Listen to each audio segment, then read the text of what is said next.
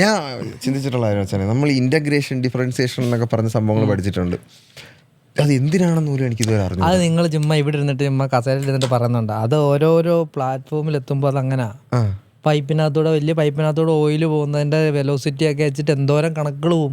ഈ പൈപ്പിനകത്തൂടെ ഇത്ര വെലോസിറ്റി മാത്രമേ ഓയിൽ പോകാൻ പാടുള്ളൂ, അതിൽ കൂടുതൽ പോയി കഴിഞ്ഞാൽ ചില മറ്റ് ഇഷ്യൂസുകൾ ഉണ്ടാകും എന്ന് പറയുമ്പോൾ ആ വെലോസിറ്റി കണ്ടുപിടിക്കാനൊക്കെ കൊണ്ടൊക്കെ അതിന് ഇതൊക്കെ ഉപയോഗിക്കും.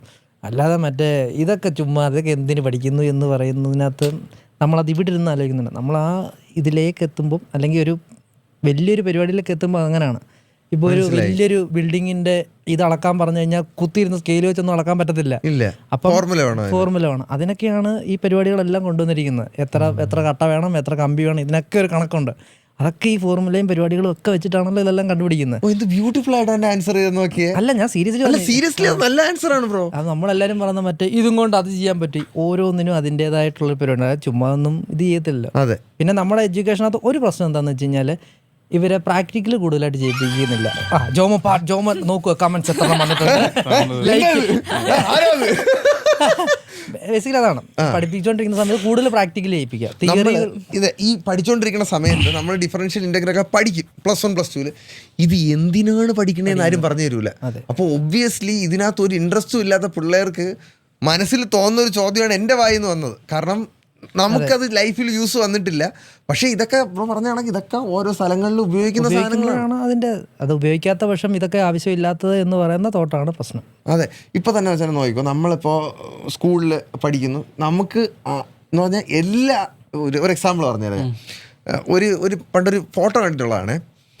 ഒരു മരത്തിൽ കയറണം. അവിടെ ഒരു ആട് നിൽക്കുന്നു, ഒരു കോഴി നിൽക്കുന്നു, ഒരു കുരങ്ങ് നിൽക്കുന്നു, ഒരു മീൻ നിൽക്കുന്നു. അതുപോലെ തന്നെ ഇത് ടാസ്ക് എന്ന് പറഞ്ഞാൽ ഈ മരത്തിൽ കയറുക എന്നുള്ളതാണ്.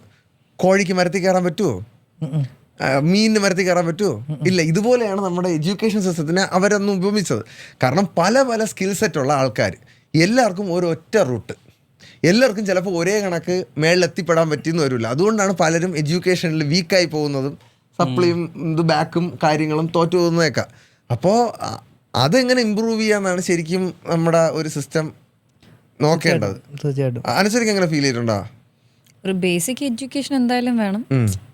വോട്ടെവർ നമ്മൾ എങ്ങനെ ഏത് വഴിയിലേക്കൂടെ പോവുകയാണെങ്കിലും ഒരു ബേസിക് എഡ്യൂക്കേഷനും തുടങ്ങിയിട്ട് പിന്നെ നമുക്ക് വേണ്ടുന്ന രീതിയിൽ ചൂസ് ചെയ്യാൻ പറ്റുന്നൊരു സിസ്റ്റം വേണം എന്ന് തോന്നിയിട്ടുണ്ട്. ഇപ്പം എല്ലാവരെയും പിടിച്ച് ഒന്നിലേക്ക് ഫോഴ്സ് ചെയ്യിക്കുക എന്നൊരിതിൽ ഞാൻ യോജിക്കുന്നില്ല.